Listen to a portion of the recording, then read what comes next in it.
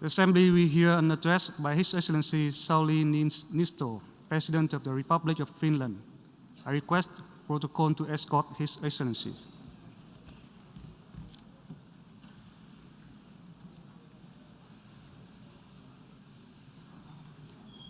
On behalf of the General Assembly, I have the honor to welcome His Excellency Sauli Niinistö, President of the Republic of Finland, and to invite him to address the Assembly. Mr. President, Secretary General, distinguished delegates, ladies and gentlemen, I would like to start by congratulating Mr. Csaba Kőrösi for his election as the President of the 77th session of the General Assembly. I also want to thank Secretary General Antonio Guterres for his determined and skillful leadership of the United Nations. You can both count on Finland's steadfast support for your important work during these exceptional times. As the topic of this session states, the challenges we are facing are interlocking. Russia is waging a brutal war in Ukraine. The ripple effects of that war are already far-reaching and severe. They are compounding the pre-existing problems faced by the international community. A triple crisis of energy, food security and finance is weighing especially heavily on vulnerable countries, countries that are already suffering the most from the climate crisis and the COVID-19 pandemic. This truly is a watershed moment. As we gather here, we have an important opportunity to engage in dialogue and to find solutions, to understand the concerns of those most in need. As difficult as it may seem, now is the time to show global solidarity and strengthen multilateral cooperation. The international community can and should emerge stronger from these crises. Mr. President, Russia's cruel and unprovoked war on Ukraine has now been raging for 7 months. It has brought immense sorrow and destruction to the sovereign lands of Ukraine. Russia's use of force is in blatant violation of the Charter of the United Nations. It is an act of aggression as determined by this very Assembly. Ukraine is exercising its inherent right to self-defense, and judging by the recent reports from the battlefields, it is doing that with admirable courage, strength, and efficiency. We, the international community, members of this General Assembly, might not always see eye to eye. We have our differing views, but it is our common obligation to uphold the international rules-based order. We can't accept, condone, or normalize grave violations of international law and human rights. A world where impunity prevails is unjust, unstable, and dangerous for all of us. There was a global food crisis even before the Russian invasion to Ukraine. More than 8 million people in the world were chronically hungry. The war further worsens this calamity.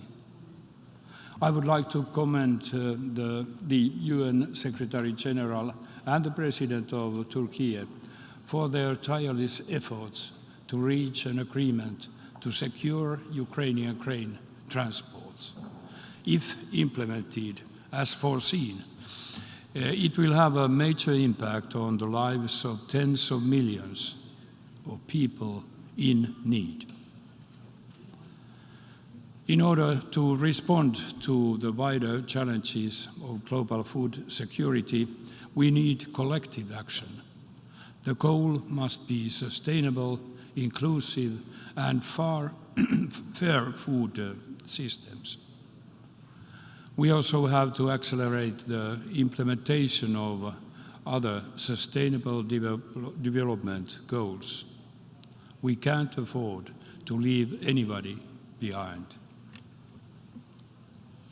Last year in this hall, I noted that it is not an exaggeration to say that we are facing a global climate emergency. This summer has proven it. We have seen extreme drought and heat waves across the globe, from the Horn of Africa to Europe, from China to USA. The magnitude of the catastrophe caused by the floods in Pakistan is not yet fully visible, but the destruction is already tremendous. These are not isolated or local events. They are, once again, a reminder that climate change is an existential threat to the humankind. We are on the verge of very dangerous tipping points. This calls for urgent action on two fronts. First, we must change our course before it is too late. Second, we need to help those urgently suffering and support those with fewer resources to deal with this threat. Besides mitigating climate change, we must adapt to it. In particular, we must honor the commitment of doubling adaptation finance made at the COP26 in Glasgow. And I want to underline this. Fighting climate change and taking care of the economy are not contradicting each other. Green transition has a tremendous potential to create jobs, innovations, and economic growth, but it has to be done fairly.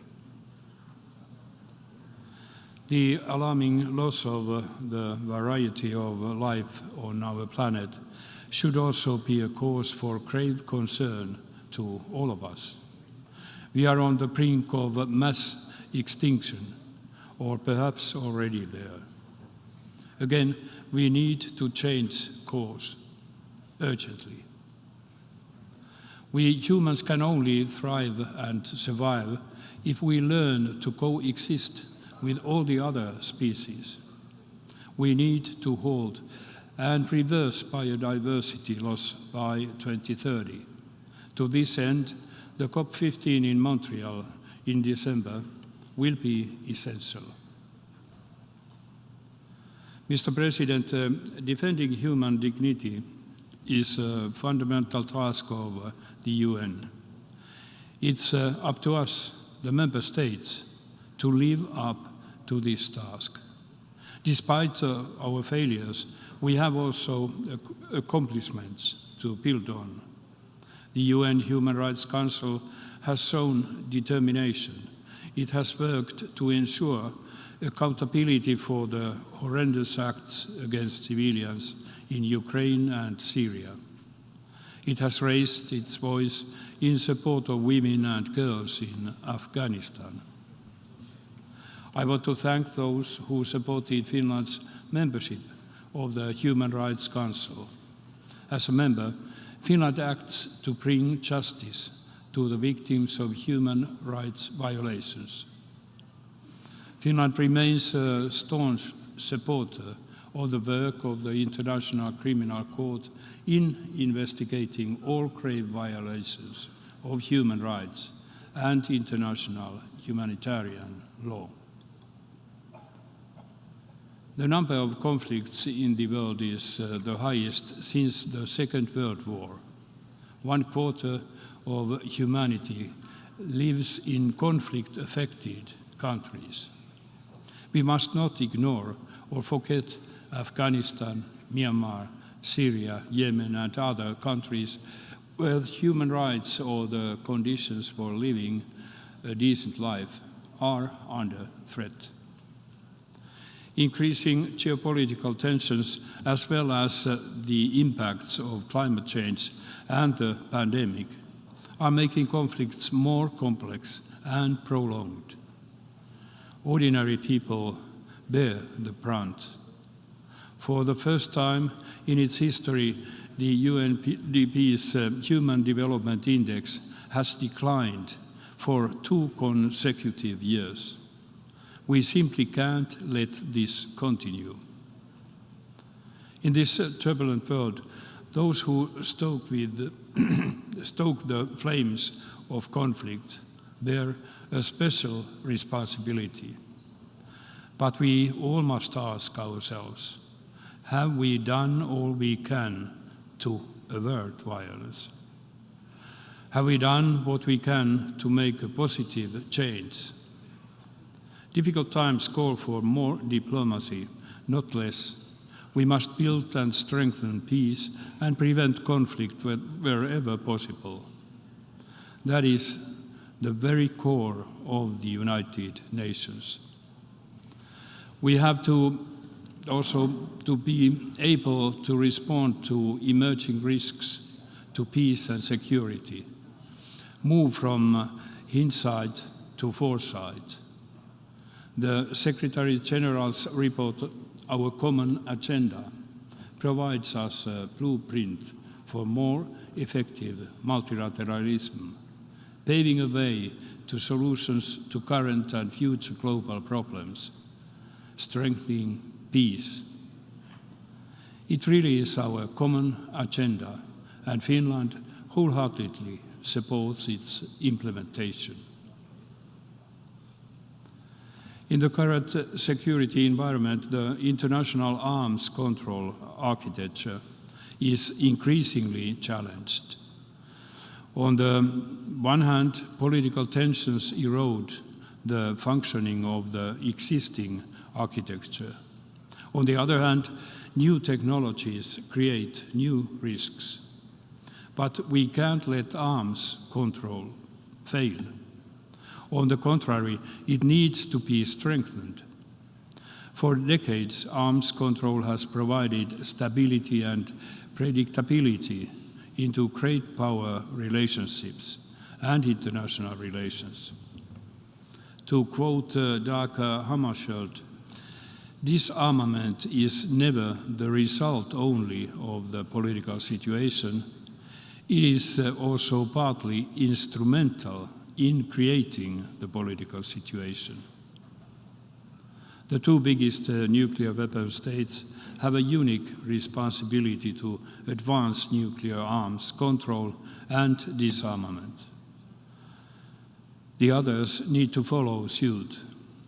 It is in the interest of all of us that progress in nuclear arms control and disarmament continues beyond the New START treaty. We'll call on the United States and the Russian Federation to continue their dialogue on strategic stability with a view of achieving further cuts in their nuclear arsenals. Mr. President, the interlocking global challenges demonstrate that we, more than ever, we need a reverted commitment on multilateralism with the United Nations and its core. We must not become indifferent or apathetic in the face of these multiple crises.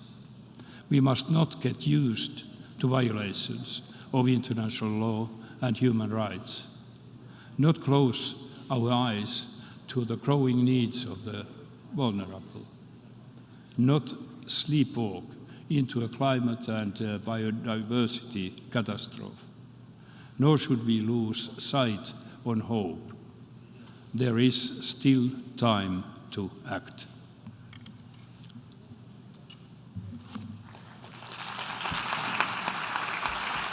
On behalf of the Assembly, I wish to thank the President of the Republic of Finland for the statement just made, and I request protocol to escort His Excellency. The Assembly